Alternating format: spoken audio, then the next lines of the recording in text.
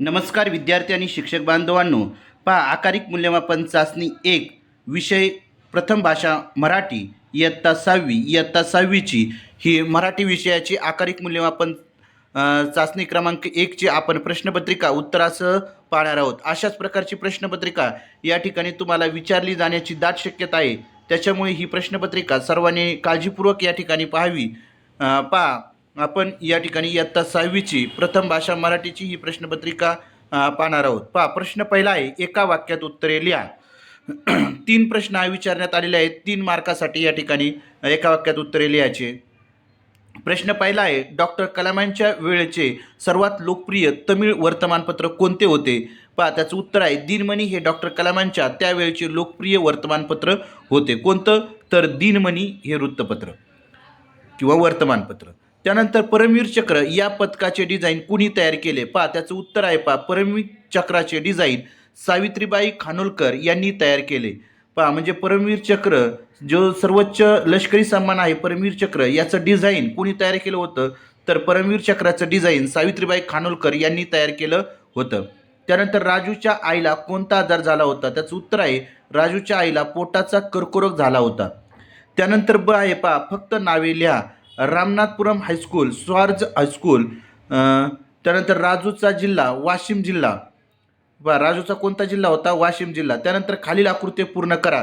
गवत फुलाचे वर्णन करताना याच्याविषयी वापरलेले रंग. गवत फुला या कवितेवर आधारित हा प्रश्न आहे. तर या ठिकाणी ते गवत फुलाचं वर्णन करताना कोणकोणते रंग वापरले होते? पाकळी कशी होती? तर पाकळी निळी होती. त्यानंतर पराग कसे होते? तर पिवळे होते. तळीची पाकळी कशी होती? लाल होती. रेशीमपाती कशी होती? हिरवी होती. अशा पद्धतीचं उत्तर आपल्याला या ठिकाणी लिहिणं गरजेचं आहे. त्यानंतर प्रश्न दुसरा आहे म्हणजे ही खालील आकृती पूर्ण करा. हा 4 मार्काचा प्रश्न होता. या ठिकाणी निळी, पिवळी, लाल, हिरवी हे रंग या ठिकाणी लिहायचे होते. तर आपल्याला त्या ठिकाणी 4 मार्क मिळणार आहेत. त्यानंतर प्रश्न दुसरा आहे, राजूचा प्रामाणिकपणा दिसणारे प्रसंग. आता राजूच्या प्रामाणिकपणा दिसणारे प्रसंग.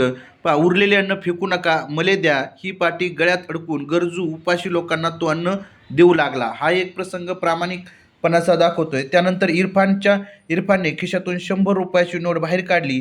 ती नोट साहेबांसमोर धरत इरफान म्हणाला, राजूने तुम्हाला द्यायला सांगितली आहे. अशा पद्धतीच्या या 2 प्रसंगावरून आपल्याला त्याचा प्रामाणिकपणा या ठिकाणी दिसून येत आहे. त्यानंतर प्रश्न दुसरा आहे, खाली दिलेल्या वाक्यातील अधोरेखित नामांचा प्रकार ओळखा. खाली काही वाक्य दिलेले आहेत. त्या वाक्यातील जे शब्द आहेत त्यांना अंडरलाईन केलेले आहेत. त्या अंडरलाईन केलेल्या शब्दाचा आपल्याला जो नामाचा प्रकार आहे तो ओळखायचा आहे. तर मनाली तिच्या गावी गेली. मनाली खाली अंडरलाईन केलेलं आहे. मनाली हे एका मुलीचं नाव आहे, म्हणजेच हे विशेष नाम या ठिकाणी होणार आहे. म्हणजे मनाली काय आहे? विशेष नाम. त्यानंतर ताजमहालचे सौंदर्य काही निराळेच आहे. या ठिकाणी सौंदर्य खाली अंडरलाईन केलेलं आहे. ते आहे भाववाचक नाम. काय आहे? भाववाचक नाम. त्यानंतर आमची शाळा सुंदर आहे. शाळा खाली अंडरलाईन केलं आहे. शाळा ही आहे सामान्य नाम. म्हणजे या पद्धतीने अधोरेखित नामांचा प्रकार ओळखा. हा 3 मार्काचा प्रश्न आपल्याला विचारला जाण्याची शक्यता आहे. आपल्याला माहिती असणं गरजेचं आहे. मनाली विशेष नाम, सौंदर्य भाववाचक नाम, शाळा सामान्य नाम. त्यानंतर ब आहे 2 ते 3 वाक्यात उत्तरे लिही. पहिला प्रश्न आहे त्यातला, रामनाथपुरमला लेखकाचा जीव का रमत नव्हता? आता रामनाथपूरला लेखकाचा जीव का रमत नव्हता? तर त्याचं कारण आहे नवीन वातावरण आणि 50,000वर वस्ती असलेले शहर. या ठिकाणी सारखी गजबज असायची. एकजिन्सीपणा नव्हता. घराची ओढ देखील लेखकाला अस्वस्थ करायची. त्यामुळे रामनाथपुरमला लेखकाचा जीव त्या ठिकाणी रमत नव्हता. त्यानंतर दुसरं आहे, पोस्टमन आल्यावर बटालियनमध्ये झुंबड का उडत असे?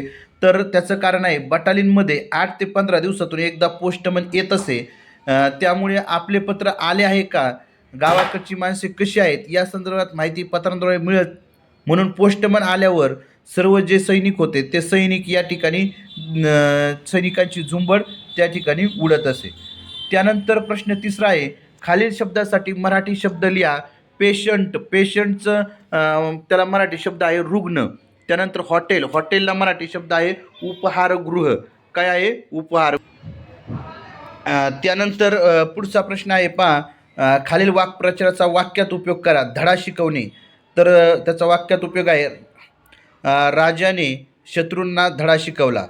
कानोसा घेणे त्याचं उत्तर आहे पहा, चोरांनी राजूच्या घराचा कानोसा घेतला. म्हणजे अशा पद्धतीचं वाक्यात उपयोग आपल्याला करायचा आहे. अर्थ विचारलाय का नाही, तर आपल्याला फक्त वाक्यात उपयोग करायचा आहे. 2 मार्काला या ठिकाणी हा प्रश्न होता. अशा पद्धतीने आपण इयत्ता 6वीची जी 20 मार्काची प्रश्नपत्रिका आहे, आकारिक मूल्यमापन चाचणी 1ची, तिचं उत्तराचं स्पष्टीकरण या ठिकाणी पाहिलेलं आहे. आणि जर तुम्हाला ही प्रश्नपत्रिका डाउनलोड करून घेऊन तुमच्या विद्यार्थ्यांना जर द्यायची असेल, तर डिस्क्रिप्शनमध्ये लिंक दिलेली आहे. त्या लिंकला क्लिक करून तुम्ही ही प्रश्नपत्रिका डाउनलोड करू शकता आणि विद्यार्थ्यांना देऊ शकता.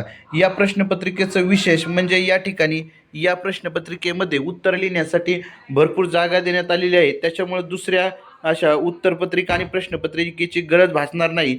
ही जी प्रश्नपत्रिका आहे त्या प्रश्नपत्रिकाच वरच उत्तरं लिहिल्यामुळे प्रश्नपत्रिका आणि उत्तरपत्रिका ही एकाच ठिकाणी आपल्याला मिळणार आहे. त्याच्यामुळे अत्यंत सुंदर अशी प्रश्नपत्रिका 2024-25च्या आकारिक चाचणी क्रमांक 1साठी तयार करण्यात आलेली आहे. या ठिकाणी विद्यार्थ्याचं नाव लिहिण्यासाठी जागा आहे, शाळेचं नाव लिहिण्यासाठी जागा आहे, हजेरी क्रमांक लिहिण्यासाठी देखील जागा आहे. आणि अशा पद्धतीने ही अत्यंत चांगली प्रश्नपत्रिका आणि त्याचं उत्तराचं स्पष्टीकरण म्हणजेच त्या ठिकाणी तुम्ही उत्तराचं स्पष्टीकरण देखील पाहिलेलं आहे. जर तुम्हाला हा व्हिडिओ आवडला असेल तर आपला चॅनल VPN एज्युकेशनल गुरु या चॅनलला नक्कीच आपण सबस्क्राईब करा. धन्यवाद, धन्यवाद, धन्यवाद.